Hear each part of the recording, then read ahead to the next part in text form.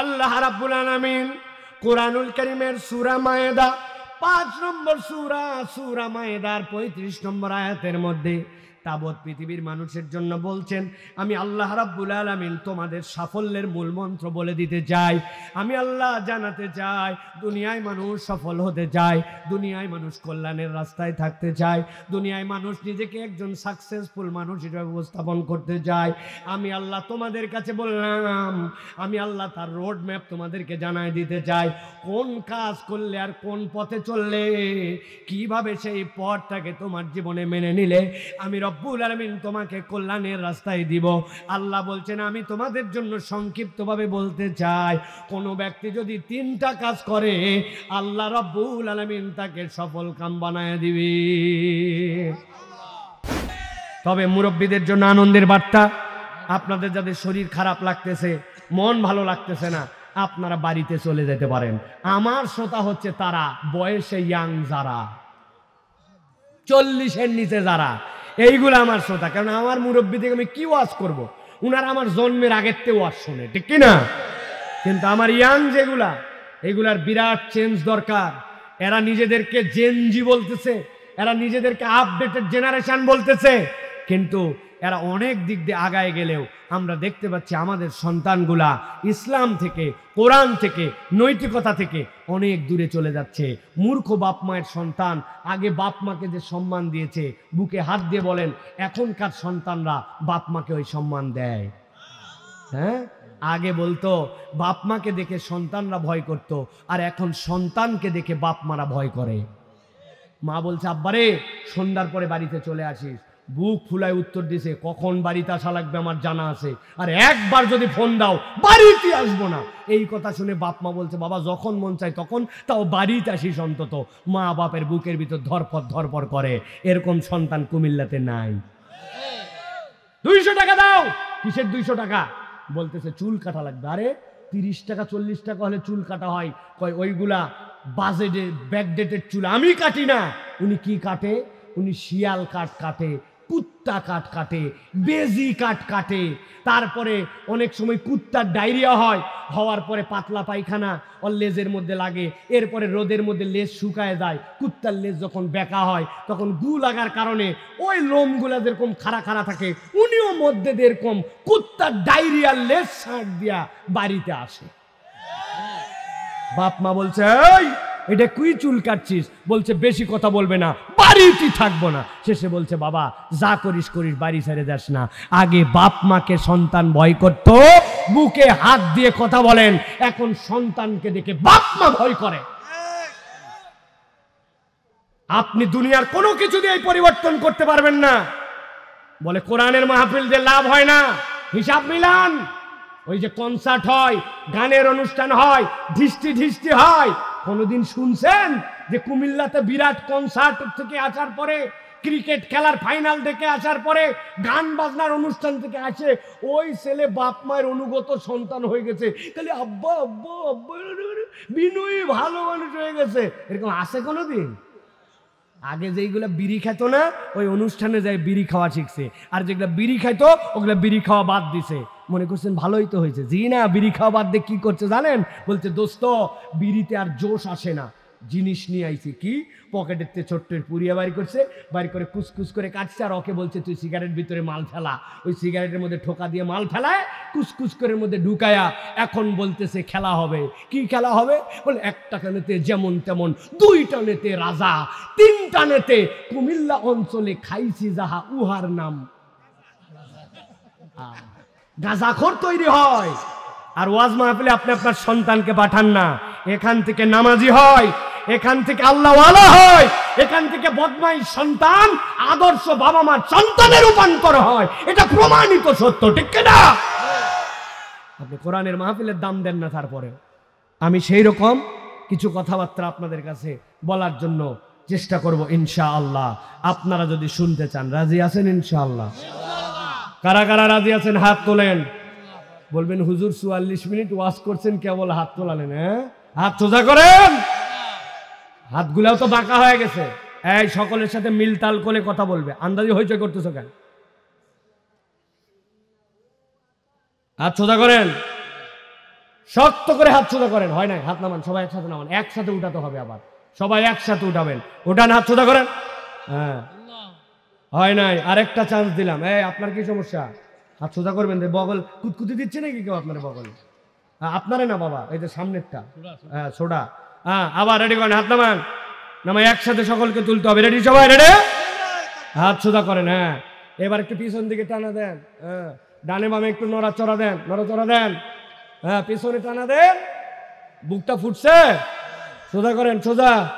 হ্যাঁ, এবার গলাটা একটু পরিষ্কার দেন। গলা সোজা, সোজা, সোজা করেন, হাত সোজা করেন, সোজা করে গলা পরিষ্কার দেন। হয় নাই, ভালো করে আর একটু। হ্যাঁ, মাশাআল্লাহ, হাত সোজা করেন, সোজা। এবার ডানে বামে তাকায় দেখেন কাদের হাত সোজা হয় না, হাতগুলো সোজা করা লাগবে। হাত সোজা করছেন সবাই, ডানে বামে তাকান, একটু দেখেন না, সেরাগুলো দেখে নেন। হ্যাঁ, এই দেখেন, মাশাআল্লাহ, হাত টান করেন। আমার মতো সোজা একজন করতে পারতেছেন? এই যে দেখেন, এই কান বরাবর এইরকম না, সোজা হবে। হ্যাঁ, এবার হয়েছে। হাতগুলো একটু হাতটা নড়াচড়া দেন, মাশাআল্লাহ, এদিক ওদিক নড়াচড়া দেন, নড়াচড়া দেন। দিচ্ছেন? অনেকে লজ্জা পাচ্ছে। লজ্জার কি আছে রে ভাই?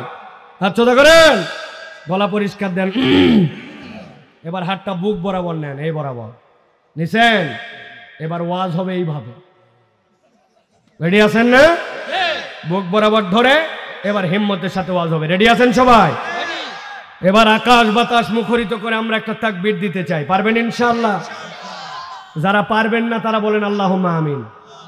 আহা, সলিড লোক, ঠিক না বাবা? পারবে না আগে বলে দিছে। আচ্ছা, ভুলে কইছি কিনা এবার প্রমাণ হবে। যারা এবার বলেন, যারা আল্লাহর নাম জীবনে এরকম করে নেন নাই, এরকম একটা ফাটাফাটি আল্লাহর নাম নিতে হবে। যারা পারবেন না তারা বলেন আল্লাহুম্মা আমিন। সবাই পারবেন বলছেন আপনারা? কিন্তু কুমিল্লা অঞ্চলে এরকম লোক আছে, আমি তো নতুন না, পুরাতন, সারা দেশ আছে। আপনি 1000 পাম্পট্টি দেন, দিয়ে ওদেরকে বলবেন ভাই একটু জোরে সোরে তাকবীর দেন। আপনি দিবেন লিল্লাহে তাকবীর, উনি দিবে আল্লাহ। ব্যাটারি ম্যাটারি সব ফেল। এরকম লোক আছে কিনা ভাই? ব্যাটারি ফেল, সারা দেশ এই পার্টি আছে। আপনি পাম্পট্টি দিয়ে উনাদেরকে আল্লাহর নাম জোরে বলাতে পারবেন না, আছে কিনা? কারণ শয়তান চায় না আল্লাহর নামটা তার মুখ দিয়ে জোরে করে বের হোক। কেননা জোরে আল্লাহর তাকবীর বের হলে শয়তান ওই অঞ্চলে থাকতে পারে না। এখন আপনার সাধ্য অনুযায়ী আমার মাহফিল আছে ফেব্রুয়ারি 28 তারিখ পর্যন্ত। আপনার মাহফিল কবে? কালকে আবার আছে এই জায়গায়। আপনার গলা থাকলেই কি আর গেলেই কি? আপনাকে একটা আকাশ বাতাস মুখরিত করে তাকবীর দিতে হবে। হাত কিন্তু বুক বরাবর রাখতে বলছিলাম, আপনারা বহু তাকে নামায় হালাইছিলেন। একটা আকাশ বাতাস মুখরিত করে তাকবীর দিতে হবে। পারবেন ইনশাআল্লাহ? বাহিরে অনেক মানুষ মনে করতেছে কি জানেন ভাই, মনে হয় সেও আসে নাই, মাহফিলেও বোধহয় লোক নাই। আসলে যে মাহফিলের ভিতরে আর বসার কোনো জায়গা নাই, এইটা কিন্তু মানুষ বুঝতেছে না, ঠিক কিনা ভাই? কত লোক আছে না, নিজের যা অবস্থা ও মনে করতেছে সকলের তাই অবস্থা। আবার নিজে যদি না দেখে তাহলে মনে করে কেউ দেখে না। রাস্তার ধারে যেগুলো পায়খানা করে ওইগুলো মুখ এরকম করে করে, আর পিছনে সবাই দেখতেছে, কিন্তু নিজেকে নিজে দেখে না, মনে করছে আমার পেছন কেউ দেখতেছে না, আছে কিনা? তো ওই রকম কতগুলা পার্টি আছে, নিজে আসে নাই, মনে করতেছে কেউ আসে নাই। আবার এই দেশে অনেক লোক আছে চিন্তা করে আমি যা চালাক, এত চালাক আল্লাহ দুনিয়ায় নাই। এক নাপিতের কাছে এক লোক চুল কাটাতে গেছে, যাওয়ার পরে এখন ওই নাপিত চুল কাটতেছে, হঠাৎ করে নাপিত ওই কাস্টমারকে বলতেছে যে ভাই আমাদের এলাকায় একটা বোকা আছে, আপনি দেখবেন। ওই লোক বলছে আমি চুল কাটাতে আসছি, আমি হুদা মিস, আমি বোকা দেখতে যাবো কেন? বলছে দেখেন না, এত বোকা। অনেকক্ষণ পরে বলছে আশ্চর্য তো, কি বোকা এমন দেখো? আচ্ছা ঠিক আছে দেখাও। বলছে এই যে দেখেন, পকেটের থেকে এটা কয় টাকার কয়েন? বলছে এটা 5 টাকা। বলছে এই কয়েনটা হাতে নিলাম। এইটা কয় টাকার কয়েন? বলছে এটা 1 টাকা। বলছে এই কয়েনটা এই টেবিলের উপরে রাখলাম, টেবিলের উপরে রাখলাম, 1 টাকার কয়েন, আর হাতে নিচে কয় টাকা? বলছে এবার দেখেন। দরজা খুলে ডাক দিচ্ছে, পিচ্চি আসছে। পিচ্চি আসার পরে বলছে, একটা পিচ্চি ভিতরে ঢুকছে, ঢুকার পরে বলছে এই দেখ, হাতে 5 টাকা, টেবিলে 1 টাকা, কোনটা নিবি? বলছে টেবিলেরটা। টেবিলেরটা বলা মাত্র 1 টাকা দিয়ে ওরা বিদায় করে দিছে। বলছে দেখছেন, বলছিলাম না কেমন বোকা? 5 টাকার কয়েন জলজান্ত দেখালাম, আর 1 টাকা নিয়ে চলে গেল, 5 টাকা আমার হাতে রেখে গেল, কেমন বোকা! ওই লোকও চিন্তা করছে তাই তোরে 5 টাকা জলজান্ত দেখে না নিয়ে 1 টাকার কয়েন নিয়ে চলে গেল। যাই হোক, চুলটুল কাটা শেষ। এরপর নাপিতের দোকানতে বের হয়ে দেখে ওই পিচ্ছি যেটা 1 টাকা নিয়ে গেছে ও একটা আইসক্রিম চুষতেছে আর মাঠের পাশ দিয়ে ঘুরে বেড়ায়। ওই লোক ডাক দিছে, হ্যাঁ পিচ্ছি এদিকে তো, তুই তো বোকা কেন? বলছে কেন? বলছে ওই লোক ভিতরে নিয়ে যায় 5 টাকার নোট দেখালো আর 1 টাকা দেখালো, তুই 5 টাকা না নিয়ে তুই 1 টাকা নিয়ে চলে আসলি, তুই বোকা কেন? বলছে ও এই জন্য আমাকে ডাকছেন। তাহলে কথা শোনেন, এই যে চালাক বোকার খেলা, এটা বিগত 3 মাস ধরে চলিতেছে। এই খেলা দেখাতে যে উনার 3 মাসে 90 টাকা গেছে। আজকেই যদি আমি 5 টাকা নেই, কালকের থেকেই টাকা আইসক্রিম খাওয়ার কে দিবে? এই লোক তো মনে করছে 5 টাকা না নিয়ে ওই কত বড় বোকা, কিন্তু ওইদিকে যে তার 90 টাকা বাড়ায় গেছে ওর খবর নাই। এই জন্য মাহফিলে অনেকে আসে নাই, মনে করতেছে আমি শুয়ে থেকে মোবাইল ঠেলে না এসে আমার থেকে বড় চালাক নাই। এদিকে যে 90 টাকা বাড়ায় গেছে জান্নাতে যাওয়ার আমাদের আগায়া, উনার হুঁচি নাই, ঠিক কি না? এরকম চালাক রূপী লোক এই এলাকায় নাই, নাই। হাত বুক বরাবর টান করেন, তাকবীর হবে ইনশাআল্লাহ, পারবেন ইনশাআল্লাহ। দেখে একটু আকাশ বাতাস মুখরিত করে একটা তাকবীর দেন। লিল্লাহি তাকবীর, লিল্লাহি তাকবীর। আল কোরআনের আলো, আল হাদিসের আলো, তোমার নেতা আমার নেতা, তোমার নেতা আমার নেতা, তোমার নেতা আমার নেতা। আলেম ওলামা যেখানে, লিল্লাহি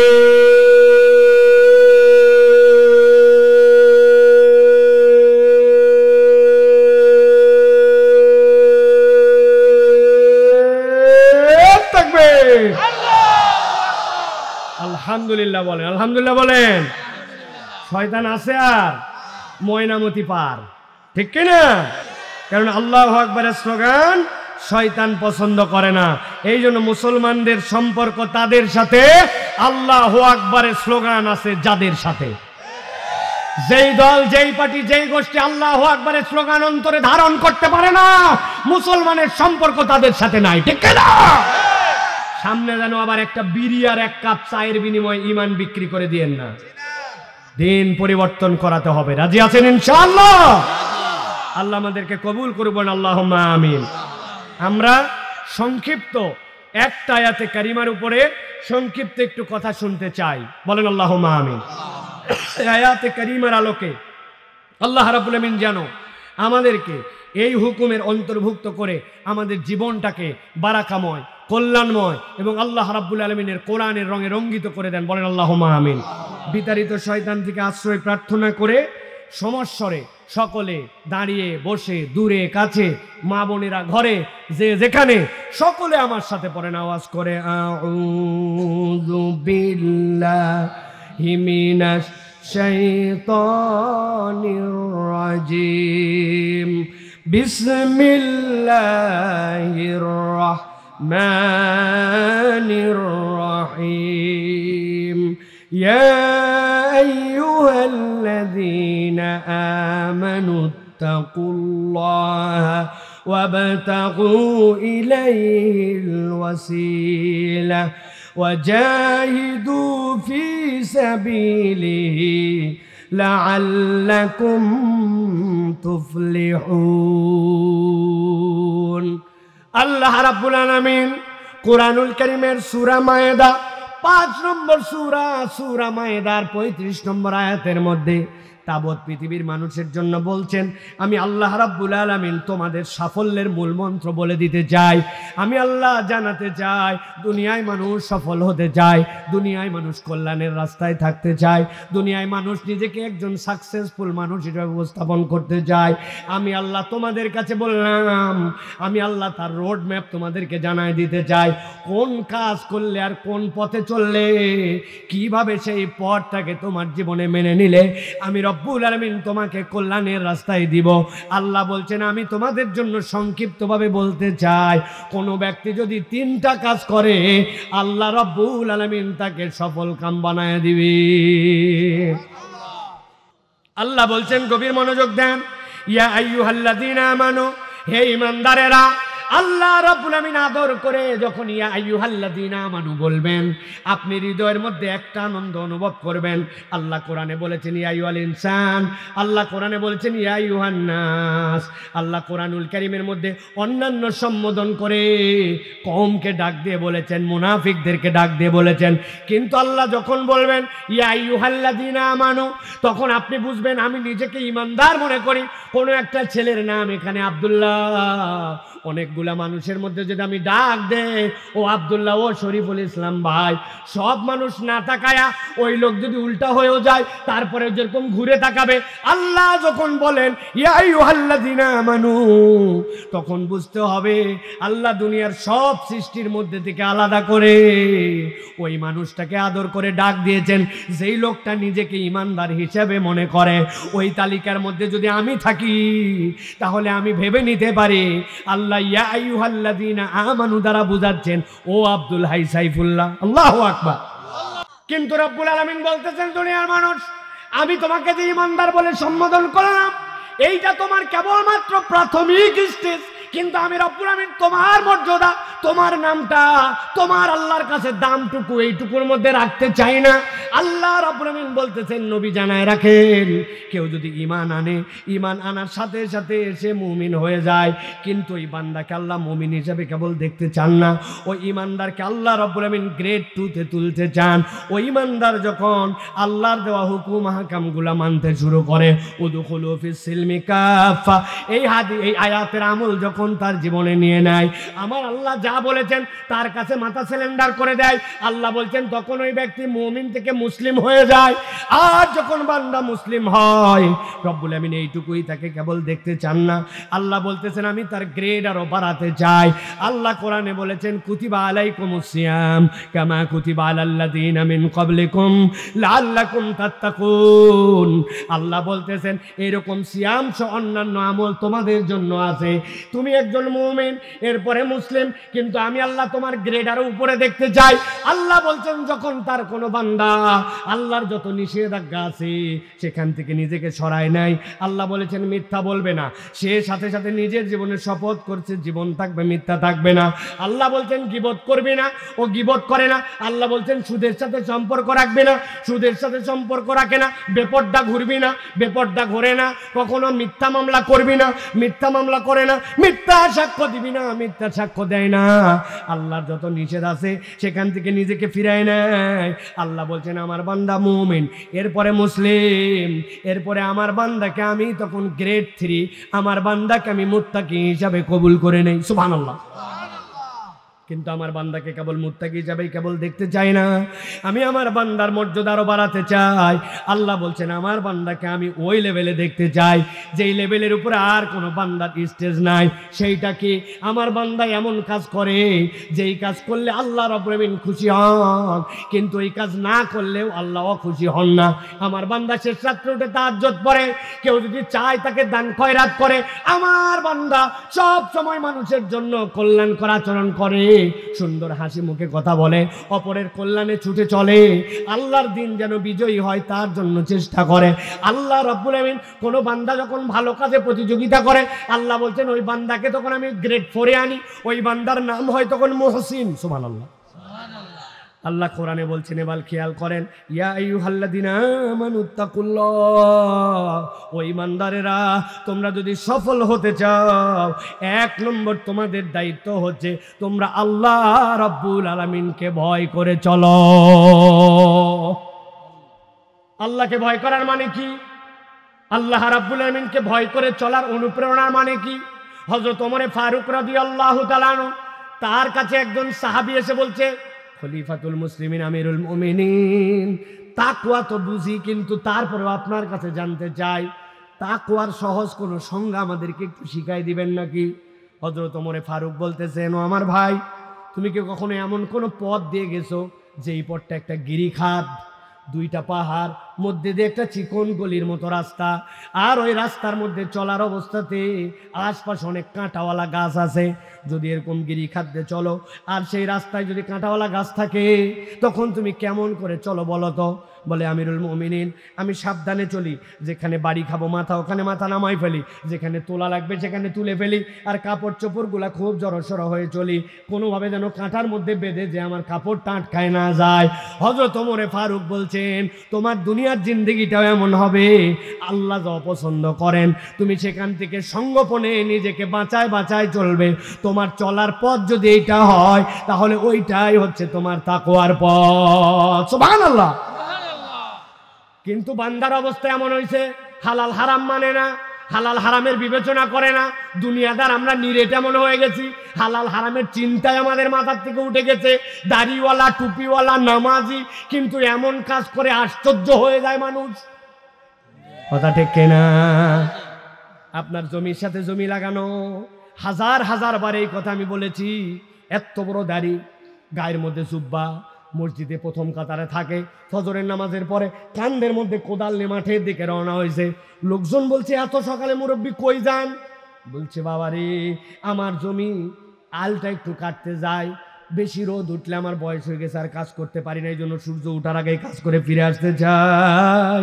আসলে মুরব্বীর উদ্দেশ্য অনেক সময় 2 নম্বর হয়। উনার সাথে যার জমি লাগানো, ওই পারের জমিওয়ালা এখনো আল কাটতে পারে নাই। ওই পারের লোকের আল কাটার নামে উনি আল কাটার নাম করে জমিটা 4 আঙ্গুল ঠেলতে চায়। এরকম লোক কুমিল্লা অঞ্চলে নাই। তাইলে আপনি কেমনে আল্লাহর কাছে পার পাবেন?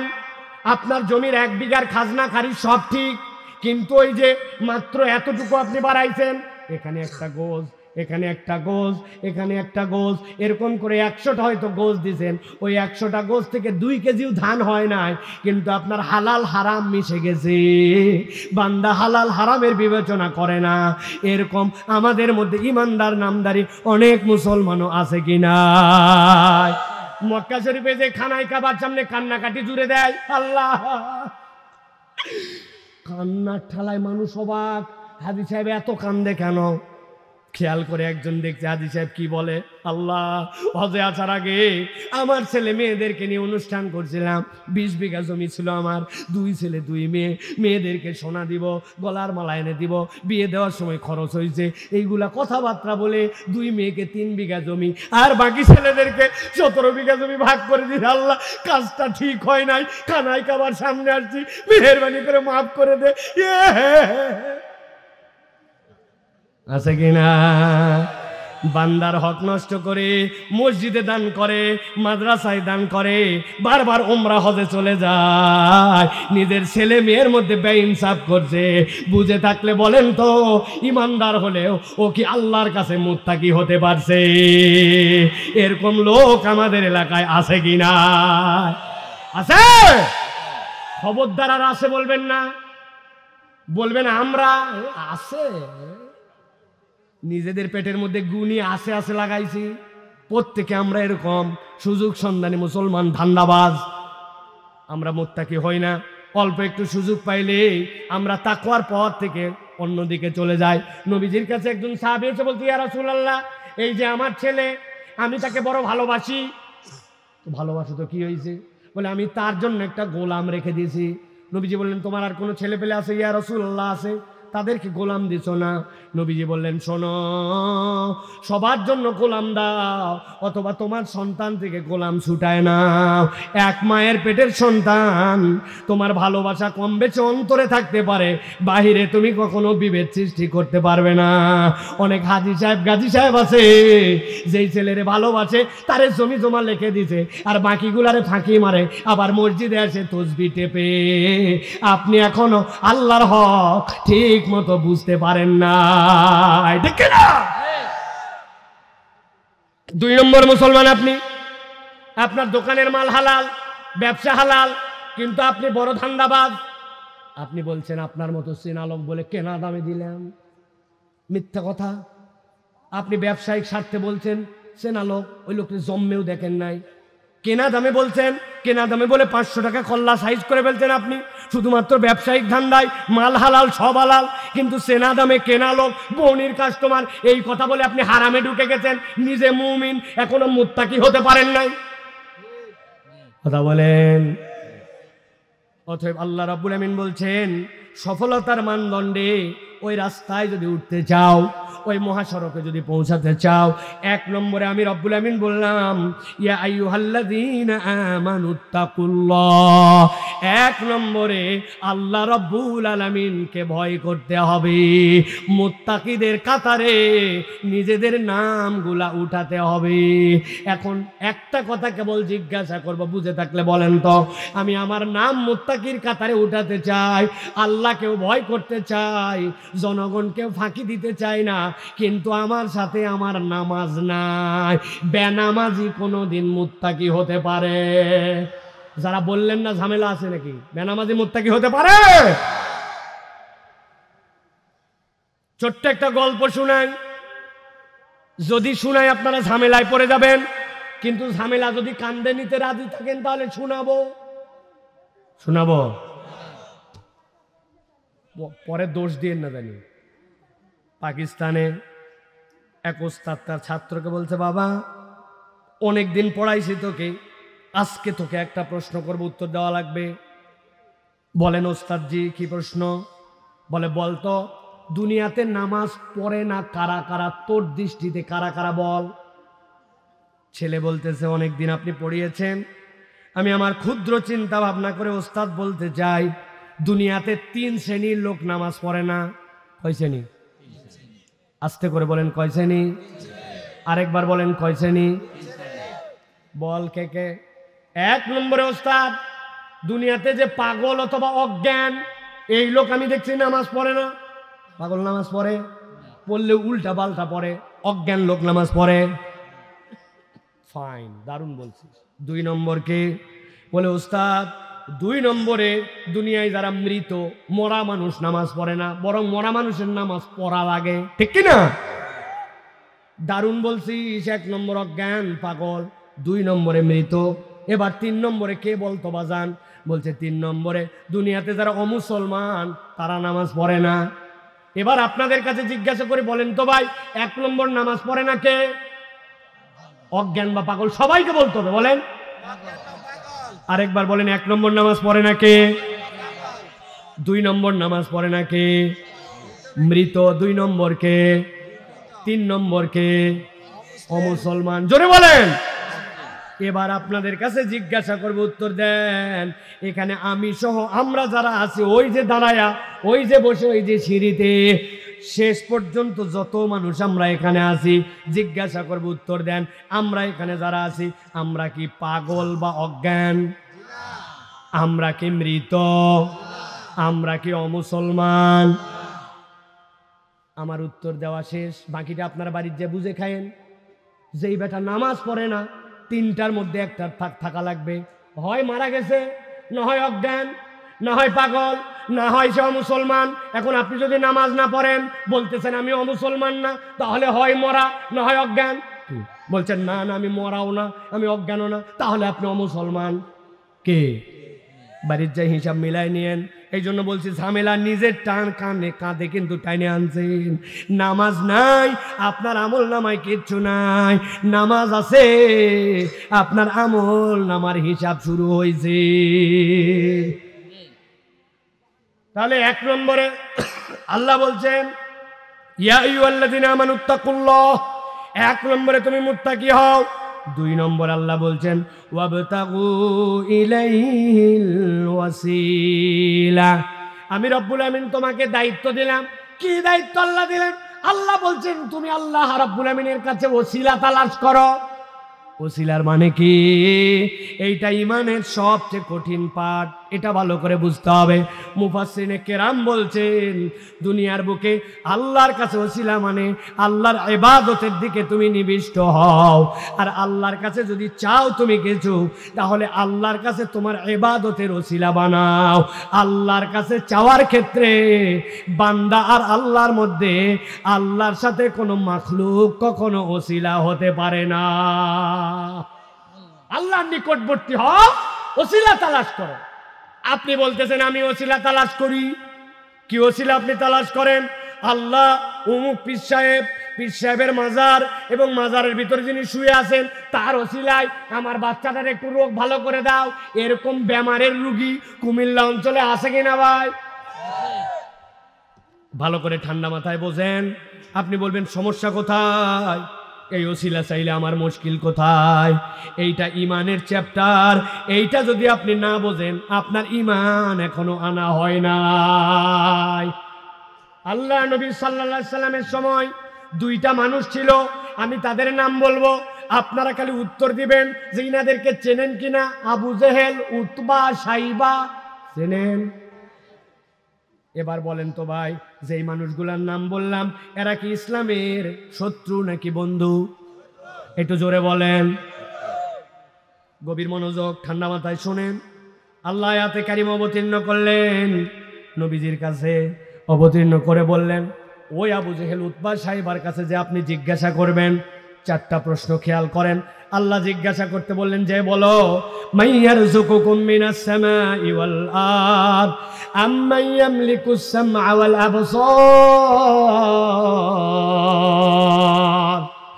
আল্লাহ বললেন যে জিজ্ঞাসা করবেন, এই আবু জেহেল, আসমান জমিন থেকে তোমাকে রিজিক দেয় কে? আপনাদের কাছে জিজ্ঞাসা করে নাই, আবু জেহেল, উতবা, সাইবার কাছে গভীর মনোযোগ দেন। আল্লাহ বলছেন জিজ্ঞাসা করবেন আসমান জমিন থেকে রিজিক দেয় কে? আর জিজ্ঞাসা করবেন তাদের কাছে যে আম্মান ইয়ামলিকুস সামআ ওয়াল আবসার, তোমাদেরকে চোখ দিয়েছে কে আর তোমাদেরকে কান দিয়ে শোনার যোগ্যতা দিয়েছে কে? আল্লাহু আকবার। আপনার কত অঙ্গ আছে? হাত আছে, পা আছে, চোখ আছে, কান আছে, কিন্তু আল্লাহ রাব্বুল আলামিন সব অঙ্গ বাদ দিয়া মানুষের চোখ আর কানের ব্যাপারে কেন জিজ্ঞাসা করলেন? দুনিয়ার মানুষ ভালো করে বোঝেন, কোনো একটা মেশিন তার কমসে কম তিনটা পার্ট থাকে। একটা ইনপুট থাকে, একটা থাকে তার প্রসেসর, আরেকটা থাকে আউটপুট। আপনি যদি কম্পিউটারও চিন্তা করেন তাহলে ওই কম্পিউটারের জন্য ইনপুট আছে, আপনি তার ভিতরে কোনো ইনফরমেশান ঢুকাতে চাইলে ডাটা কেবল দিয়ে ঢুকাতে হয়, এরপরে তার একটা ভিতরে প্রক্রিয়া হয়, মেশিনের মধ্যে কাজ হয়, এরপরে সেইটা আউটপুটে হয় আপনি প্রিন্টার দিয়ে বের করেন, না হয় মনিটরের মধ্যে নেন। কোনো একটা পদ্ধতি আছে। একটা মানুষ, তার যদি এই কান আর চোখ না থাকে তাহলে তার মস্তিষ্ক কাজ করার মতো কোনো ইনপুট কিছুই পাবে না। এই জন্য আল্লাহ বলছেন বান্দাকে যতগুলা নিয়ামত দিয়েছে এর মধ্যে অন্যতম দামি নিয়ামত হচ্ছে আমার বান্দার জন্য চোখ আর কান। সুবহানাল্লাহ। এক ছেলে আমার কাছে আসছে, আসার পরে বলছে, হুজুর আপনার সাথে একটা সেলফি তুলবো। তোল ভাই। চাপ দেয়, ওঠে না, উঠে না, উঠে না। অনেকক্ষণ বিরক্ত হয়ে গেছে, হওয়ার পরে বলতেছে, লেখা উঠছে মোবাইলের মধ্যে, there is insufficient memory card, if you want any new picture please delete something from your device. তোমার মোবাইলে পর্যাপ্ত মেমোরি নাই, যদি ছবি তুলতে যাও তাহলে তোমার মোবাইল থেকে পূর্বের কিছু জিনিসপত্র ডিলিট করো। ওই ছেলে খেপে বলতেছে 268 জিবি মেমোরি, মরার সময় পাইল না। আপনার আমার জীবনে এরকম হয় কিনা ভাই, কথা বলেন। কিন্তু একটু বুদ্ধি খাটায় দেখেন, মায়ের পেটের থেকে হওয়ার পরের থেকে অনবরত দেখতেছি, অনবরত শুনতেছি, আপনার আমার ব্রেনের মেমোরি কোনোদিন সিগন্যাল দেয় না, ডিলিট করা লাগবে। আল্লাহ বলছেন ওই আবু জেহেল, উতবা, সাইবার কাছে যে জিজ্ঞাসা করো আম্মান ইয়ামলিকুস সামআ ওয়াল আবসার, তোমার চোখ দিয়েছে কে, তোমার কান দিয়েছে কে? আল্লাহ কোরআনে বলছেন আবু জেহেলকে এই কথা জিজ্ঞাসা করার সাথে সাথে লাভ দিয়ে উঠে বলছে সায়াকুলুনাল্লাহ, আসমান জমিন থেকে রিজিক দেয় আল্লাহ, চোখ দিয়েছে আল্লাহ, আমাকে কান দিয়ে শোনার ক্ষমতাও দিয়েছে আল্লাহ। এবার আপনাদের কাছে জিজ্ঞাসা করব, উত্তর দিবেন, মুখ বন্ধ রাখবেন না। বলেন তো আসমান জমিন থেকে আপনাকে আমাকে রিজিক দেয় কে? হয় নাই, জোরে বলেন কে? আপনাকে আমাকে কান দিয়ে শোনায় কে? আপনাকে আমাকে চোখ দিয়ে দেখার ক্ষমতা দিয়েছে কে? আবু জেহেলের কাছে এই প্রশ্ন করার পরে আবু জেহেল কার নাম বলেছিল? জোরে বলেন। তাহলে আপনিও বলছেন আল্লাহ, আবু জেহেলও বলছে আল্লাহ। আজকের থেকে তো আমাদের ঝামেলা ঝঞ্ঝট মিটে গেল, ঠিক না ভাই? ভাই ভাই হয়ে গেলাম। আবু জেহেল আমাদের ভাই আজকে নাকি? কেন? ওই বলছে আল্লাহ, আপনিও বলছেন আল্লাহ। আল্লাহ বলছেন নবীজি এবার যান, যে জিজ্ঞাসা করেন জীবন দিছে আল্লাহ বলছো, মারছে আল্লাহ বলছো, চোখ দিছে আল্লাহ বলছো, কিন্তু আবু জেহেল তুমি লাতুজ্জা মানাতের কাছে কেন যাও? বলছে ও আমাদেরকে ঠকানোর জন্য আইছো। শোনো তাহলে কেন যায়। লাতুজ্জা মানাতের কোনো ক্ষমতাই নাই। যাও কেন? দেখলাম ব্যবসা করার আগে লাতের কাছে গেছো, বাচ্চা অসুস্থ হয়েছে মানাতের কাছে যাই একটু গোসল দেওয়াইছো, ওই পানি দিয়ে খাওয়াইছো। হবলের কাছে গেছো, যাওয়ার পরে তার সামনে এক কোপে দেখছি ছাগল জবাই দিছো, ওই রক্ত কাপড়ের মধ্যে মাখাই নিয়ে উটের সামনের পায়ে বাঁধে তোমরা তখন সিরিয়ার দিকে সফরে বেরোইছো যাতে ব্যবসায় বরকত হয়। কিছু না দিতে পারলে এগুলো করলে কেন? আল্লাহ কোরআনে বলছেন, উত্তর দিয়েছে ওই আবু জেহেলের দল, আমরা এই জন্য যাই না যে তারা আমাদেরকে রিজিক দেয়, তারা আমাদেরকে খাওয়ায়, তারা আমাদেরকে মারে। আল্লাহ বলছেন, তারা বলছে লিয়াতাকাররাবুনা ইলাল্লাহি যুলফা, তাদের করার কোনো ক্ষমতা নাই, কিন্তু তারা আল্লাহর প্রিয় পাত্র, আল্লাহর অমুক ফেরেশতা, আল্লাহর অমুক পয়গম্বরের প্রতিকৃতি, আল্লাহর ওলি। ওদের কাছে মান্নত দিলে ওরা খুশি হয়, ওরা খুশি হলে আল্লাহ খুশি হয়। আল্লাহ দেয়, লাতের মাধ্যম দিয়ে দেয়, হবলের মাধ্যম দিয়ে দেয়। ইমানদার যখন মাজারে যায়, ইমানদার যখন অমুক তমুকের কাছে যায়, আপনি এত কিছু থুইয়া দৌড় লাগাইছেন, আপনি বাবা শাহজালাল, আপনার বেটার অসুখ কি ব্যাপার? শাহজালাল কি তোমার রোগ ভালো করবেন? না না। মান্নত কেন দিবেন তাহলে? ভাই মান্নত দিতে এই জন্য যাচ্ছে যে উনি বড় আল্লাহর ওলি, উনার কাছে দিলে উনি খুশি হয়, উনি খুশি হলে আল্লাহ খুশি হয়। আল্লাহ দেয় কিন্তু একটু শাহজালালের মাধ্যম দিয়ে দেয়। আপনার ইমান যদি এইটা হয়, আপনার ইমান আর আবু জেহেলের ইমানে কোনো পার্থক্য না। ভালো করে বুঝেন, আল্লাহ এই জন্য বলছেন তাকওয়া অবলম্বন করো, ওয়াবতাগু ইলাইহিল ওয়াসিলা, আল্লাহর নৈকট্য অর্জনের জন্য পথ অন্বেষণ করো। ওলিয়া উলিয়াকে তাহলে মানবো না? হ্যাঁ মানবো। কি জন্য মানবো? তিনি আমাকে জান্নাতে যাওয়ার গাইডলাইন দেখাবেন, কিন্তু তার কবরের সামনে যখন যাব, কবর থেকে নেওয়ার জন্য নয়, বরং কবরে দেওয়ার জন্য যাব। আসসালামু আলাইকুম ইয়া দিয়ারা কুবুরিল মুমিনিন ওয়াল মুসলিমিন, আনতুম লানা সাবিকুন ওয়া নাহনু ইনশাআল্লাহ লালাহিকুন। আপনাদের প্রতি সালাম, আপনারা আমাদের আগে আসছেন, ঈমানের উপরে থাকলে আমরা আপনার সাথে মিলিত হব। তাদের কাছে নিতে যাই নাই, তাদের কাছে দিতে গেছি। নিতে যদি যান ঈমানটা হারাবেন, ঠিক না? অতএব সফলতার রাস্তার 2 নম্বরটা ভালো করে বোঝেন। ওসিলার মধ্যে তাআব্বুদিয়া নাই, দুনিয়ার ওসিলা আছে। দুনিয়ার ওসিলা তো লাগবে। ডাক্তার দেখাইছেন আপনি, না দেখালে আপনি সারবেন কেমনে? ওটা ওই ওসিলা নয়। ডাইরেক্ট আল্লাহর সাথে চাওয়ার মধ্যে, বান্দার সাথে মধ্যে কোনো মধ্যস্থতা নাই। 3 নম্বরে সর্বশেষ আল্লাহ রাব্বুল আমিন বলছেন, যেই বান্দারা তাকওয়ার পথ অবলম্বন করবে, 2 নম্বরে ওই বান্দারা তাকওয়ার পথের সাথে সাথে যখন ওই বান্দারা প্রকৃত আল্লাহকে ডাকতে শিখে যাবে, আল্লাহ বলছেন 3 নম্বর তাদের দায়িত্ব হচ্ছে ওয়াজাহিদু ফি সাবিলিহি লাআল্লাকুম তুফলিহুন। আল্লাহ বলছেন আল্লাহর রাস্তায় তুমি জিহাদ করো, আল্লাহর রাস্তায় তুমি প্রচেষ্টা করো, আশা করা যায় রব্বুল আলামিন তোমাকে সফল করে দিবেন। সুবহানাল্লাহ। আল্লাহর রাস্তায় জিহাদ মানে কি? ওয়াজাহিদু ফি সাবিলিহি মানে কি? এইটার অনেকগুলা দিক আছে। একটা দিক আপনাকে হৃদয়ে অনুভব করতে হবে। আপনার সামনে অনেক ধরনের বাধা, অনেক ধরনের ব্যারিয়ার, অনেক ধরনের প্রতিবন্ধকতা, কিন্তু আল্লাহর রাস্তা যেটা, আল্লাহ যেই রাস্তা পছন্দ করেন, ওই রাস্তায় টিকে থাকার জন্য আপনাকে অনবরত চেষ্টা করতে হবে। ওইটার নাম হচ্ছে জিহাদ ফি সাবিলিল্লাহর 1 নম্বর স্তর। একজন আপনাকে বলছে তোর দাড়ি তো দেখতে ছাগল ছাগল লাগে, একটু দাড়ি রাখছেন, টিটকারি মারে, আছে কিনা? হুজুর হুজুর বলে টিটকারি মারে, মোল্লা মোল্লা লাগে, টিটকারি মারে, আছে কিনা?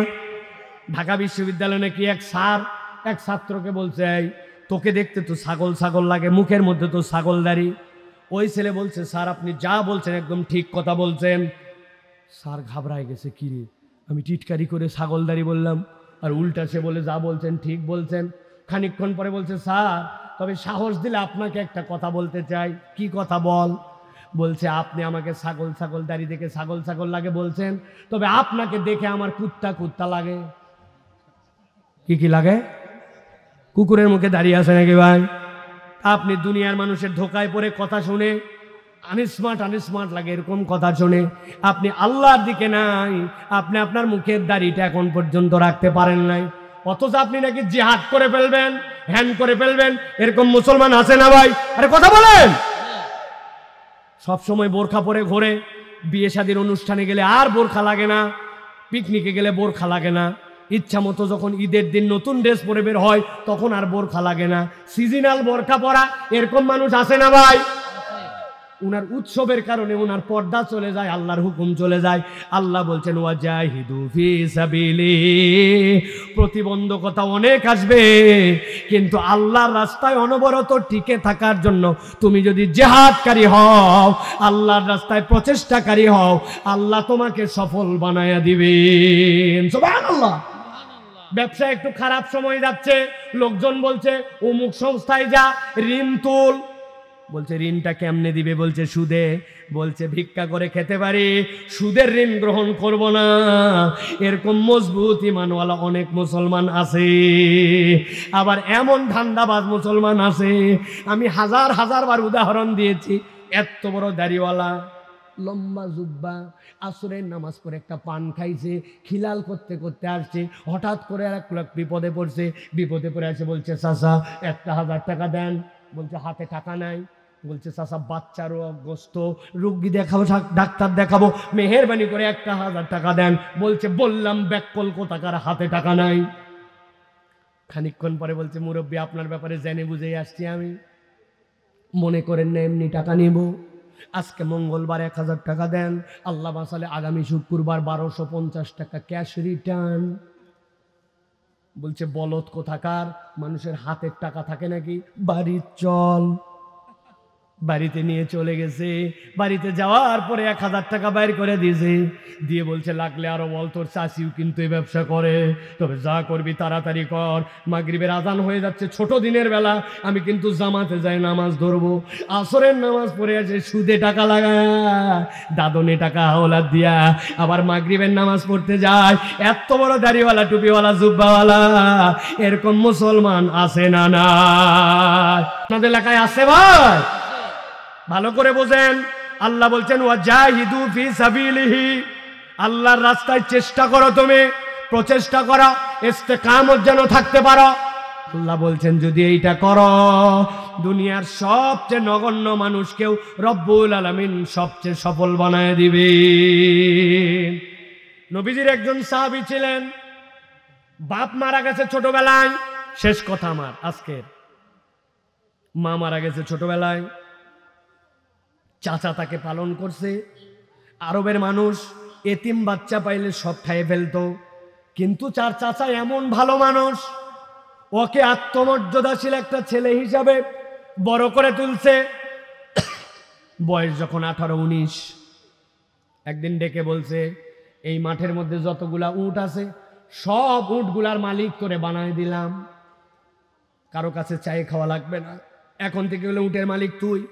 চাচা বাপ নয়, কিন্তু এতিমের প্রতি এরকম স্নেহ করছে। ওই উট ওই লোক চড়ায়, সমাজের মধ্যে সম্মানিত, বাড়ি ঘর স্ট্যাটাস, কৈশোর বয়সেই সম্মানিত একটা হয়ে গেছে ব্যক্তিত্ব মক্কায়। নবীজি একদিন তার কাছে আসছেন, আসার পরে বলছেন আমি আল্লাহর পক্ষ থেকে পয়গম্বর, আল্লাহর দিন এইটা, তুমি কি সত্য দিন গ্রহণ করবা? নবীজির কথায় তাই এমন প্রভাব পড়ছে, আল্লাহর নবীর হাতে হাত রেখে ঈমান এনে ফেলছে। যেই না ঈমান আনছে, খবর চলে গেছে বাড়িতে। চাচা বলছে মক্কার দুশ্মন, যেই লোক বাপদাদার ধর্ম ত্যাগ করছে, শুনলাম তুই নাকি তার ধর্ম গ্রহণ করছিস, সাবধান, এখনো বলতেছি তুই এতিম ছিলি, আমার দেওয়া সম্পদে চলিস, আমার দেওয়া বড় হয়েছিস, এখনো তোকে বলতেছি, এখনো মুহাম্মাদের ধর্ম তুই এক্ষুনি ত্যাগ করবি।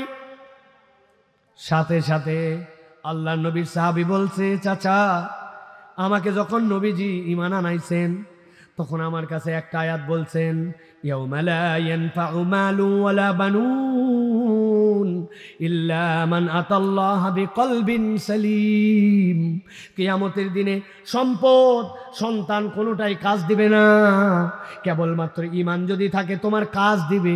আমি আপনার কাছে বলতে চাই, আপনি যদি পুরা দুনিয়ার সব সম্পদ আমারে দেন, দিয়ে যদি বলেন মুহাম্মাদের দল ত্যাগ কর, আমি করতে রাজি নাই, আর আমার থেকে যদি সব সম্পদ আপনি কেড়ে নেন, আর তারপরেও যদি বলেন মুহাম্মাদের দল ত্যাগ কর, আমি এইটার করতে পারবো না। সাথে সাথে চাচা তাকে বলছে, তোর জামা কাপড় সহায় সম্পত্তি সব আমার দেওয়া, এগুলো সব রেখে দিয়ে আমার বাড়ির থেকে বের হয়ে যা। সাহাবীর নাম আব্দুল্লাহ জুলবাজাইন। এক মুহূর্ত দেরি করেন নাই, যত উট ছিল, যত সম্পদ ছিল সবগুলা দিয়ে দিয়েছেন, এগুলো সব আপনার দিয়ে দিলাম, কিন্তু আপনার সাথে থাকবো না, আমি মুহাম্মদ সাল্লাল্লাহু আলাইহি ওয়াসাল্লামের কাছে চলে গেলাম। চাচা ডাক দিয়ে বলছে, এই ব্যাগ কল, তোর গায়ের মধ্যে যে জামা আর নিচে যে লুঙ্গি পরে আছিস, ওই দুইটাও আমার টাকায় কেনা, ওইটা নিয়েও মুহাম্মদ সাল্লাল্লাহু আলাইহি ওয়াসাল্লামের দপ্তরে যেতে পারবে না। ও মনে করছে বিরাট কথা, জামা খুলে দিয়ে দিছে, বলছে লুঙ্গি খোল। যখন সে রাজি হয় না, এক টানে তাকে বেইজ্জত করে দিয়েছে। উনি একটা ছেঁড়া কাপড় কোন রকম পেঁচায়া রওনা দিয়ে দিয়েছেন। মক্কা থেকে রওনা দিয়া মদিনা মুনাওয়ারায় পৌঁছাইছেন। আল্লাহ নবী যখন তার চেহারার দিকে দেখেছেন, একটা ছেঁড়া, একটা বিবস্ত্র এরকম কাপড় পরে আমার আব্দুল্লাহ মদিনায় চলে আসছে, পায়ের নিচের জুতাটা পর্যন্ত নাই, ফোসা পড়ে গেছে। আল্লাহ নবী সাহাবায়ে কেরামকে বলেছেন, আমার এই সাহাবী এখন থেকে মদিনায় নববীতে এই জায়গাতে এসে থাকবে, আমার তত্ত্বাবধানে থাকবে। আজকের থেকে আমি মুহাম্মদ সাল্লাল্লাহু আলাইহি ওয়াসাল্লাম আমার ওই সাহাবীর অভিভাবক হয়ে গেলাম। নবীজির সাহাবী একদিন মসজিদে নববীতে বসে আছেন। মসজিদে নববীতে বসে বসে আনন্দ চিত্তে চিত্তে তিলাওয়াত করতেছেন নবীজির শানের আয়াত, ওয়ালা সাউফা ইউতিকা রাব্বুকা ফাতারদা, জোরে জোরে পড়ছেন। হযরত ওমরে ফারুক এসে বলছেন, আয় আব্দুল্লাহ, এই আস্তে পড়, লোকজন নফল নামাজ পড়তেছে, ডিস্টার্ব হচ্ছে, এত জোরে কোরআন তেলাওয়াত করে নাকি? তোমার তেলাওয়াতের কারণে মানুষের প্রবলেম হয়। এই কথা ওমর রাদিয়াল্লাহু তাআলা বলতে দেরি, আল্লাহর নবী দৌড়ায় আসছেন। আসার পরে বলছেন, ওমর ওমর ওমর থামো, ওমর থামো, আব্দুল্লাহকে জোরে জোরে পড়তে দাও। ও যে কষ্ট করে ইমানের দাম বুঝে, দুনিয়ার সব ত্যাগ করে, ছিন্ন বস্ত্রে, একটা জুতা তার মালিকানায় নাই, এই গরিবী হালতে এখানে আসছে। ও জোরে কোরআন তেলাওয়াত করলে ওর অন্তর আনন্দ পায়। তোমাদের একটু ডিস্টার্ব হলে হোক, কিন্তু আমার আব্দুল্লাহকে জোরে কোরআন তেলাওয়াত করতে নিষেধ করো না। তাবুকের যুদ্ধ শুরু হয়ে গেল। নবীজি ডাক দিলেন, কার কি আছে, কে কি দিবে, তাবুকের যুদ্ধে অংশগ্রহণ করো। খেজুর কাটার মৌসুম, বড় কঠিন মৌসুম, গরম তখন চরমে পৌঁছায় গেছে। 750 মাইল দূরে যুদ্ধ করার জন্য যাওয়া লাগবে, মদিনা রক্ষা করার সাথে এটা জড়িত। নবীজির ডাকে সাড়া দিয়া হযরত ওসমান রাদিয়াল্লাহু তাআলা 29,000 উট দিলেন, সাথে সাথে 100 ঘোড়া দান করে দিলেন। হযরত ওসমানের দান দেখে সবাই অবাক হয়ে গেল। হযরত আবু বকরকে বললেন, আবু বকর তুমি কি কি নিয়ে আসছো, কি কি রেখে আসছো? বলে, ইয়া রাসূলুল্লাহ, আমার বাড়িতে যা ছিল সবগুলা নিয়ে চলে আসছি। তো বাড়িতে রাখছো কি তাহলে পরিবারের জন্য? বলে, আল্লাহ রসুলকে রেখে আসছি। আল্লাহু আকবার। খোলো তো, কি কি আনছো? এইটা আনছি, সেইটা আনছি, হাঁড়ি পাতির বেলচা খন্তা। এই পোটলার মধ্যে কি? খোলার পরে দেখা গেল তার মধ্যে থেকে কতগুলা ছাই বের হয়েছে। এইটা কি হবে? বলি, ইয়া রাসূলুল্লাহ, আমি বলছি না বাড়িতে যা ছিল সব নিয়ে আসছি। ছাই হচ্ছে অ্যান্টিসেপটিক। আমার কোনো ভাইয়ের যদি ওই যুদ্ধের ময়দানে ছাইয়ের প্রয়োজন হয়, আঘাত পায়, আমার এই ছাইটাও যেন ওই মুজাহিদের কাজে লাগে। এই জন্য আল্লাহর রসুল ছাড়া আমার বাড়িতে কিচ্ছুই রাখি নাই। আল্লাহু আকবার। এক সাহাবী আসছেন নবীজি সাল্লাল্লাহু আলাইহি ওয়াসাল্লামের কাছে, আবু আকিল। আসার পরে কান্নাকাটি করে নবীজির কাছে বলতেন, ইয়া রাসূলুল্লাহ, লজ্জায় লজ্জায় অনেকে অনেক কিছু দিচ্ছে, আমি পোটলাটা আমাকে দিলাম, আপনাকে দিলাম। নবীজি বলছেন পোটলার মধ্যে কি আছে রে আবু আকিল? বলে ইয়া রাসূলুল্লাহ, আমি গরিব মানুষ, আমি ডে লেবারের কাজ করি, কিন্তু যে পরিমাণ সূর্য আর যে পরিমাণ রোদ, দিনের বেলা আর কোনো মদিনায় কাজ নাই। এই জন্য ইয়া রাসূলুল্লাহ সারা রাত আমি কায়িক শ্রম দিয়েছি। সারা রাত কায়িক শ্রম দেওয়ার পরে আমার মালিক আমাকে 4 কেজি আমার জন্য খেজুর দিয়েছে। ইয়া রাসূলুল্লাহ, পরিবার চালানোর জন্য 2 কেজি খেজুর রাখছি, আর তাবুকের যুদ্ধের জন্য আবু আকিলের পক্ষ থেকে এই 2 কেজি খেজুর মেহেরবানি করে আপনি কবুল করে নেন। নবীজির সাহাবীরা যখন এরকম করে দান করতেছেন, নবীজি সাল্লাল্লাহু আলাইহি ওয়াসাল্লাম এরপরে বললেন তাবুকের যুদ্ধের দিকে রওনা হও। তাবুকের যুদ্ধে চলে যাচ্ছেন। নবীজির পাশে পাশে আব্দুল্লাহ নবীজির পাশে পাশে রওনা হয়েছেন। আব্দুল্লাহ জুলবাজাইন যখন নবীজির সাথে সাথে যান, যাওয়ার পরে যুদ্ধের ময়দানে পৌঁছানোর পরে বলতেছেন ইয়া রাসূলুল্লাহ, আমার বাপ ছোটবেলায় মারা গেছে, আমার মায়ের খবর নাই, যেই চাচার কাছে ছিলাম সব কিছু কেড়ে নিয়ে নিঃস্ব করে বের করে দিয়েছে। আমি এখন আপনার কাছে থাকি, আপনার তত্ত্বাবধানে থাকি। এই দুনিয়ায় থাকার না থাকার মধ্যে আমার কোনো মানে নাই।